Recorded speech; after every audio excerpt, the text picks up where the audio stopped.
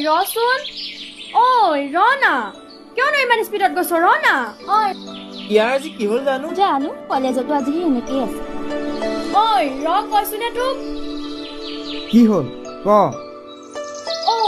কি হলো তোৰ কেলে ইমান খং কৰি আছ মোৰ ভাল লগা নাই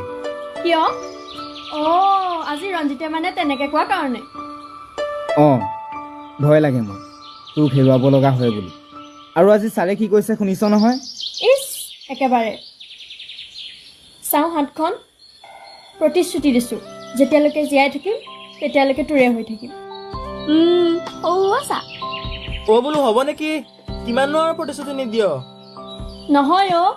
এইটোহে এৰি যাম বুলি ইমান ভয় কৰি থাকে সেইকাৰণে যিমান পাৰো সিমান প্ৰতিশ্ৰুতি দি ভয় ভাঙি থাক বল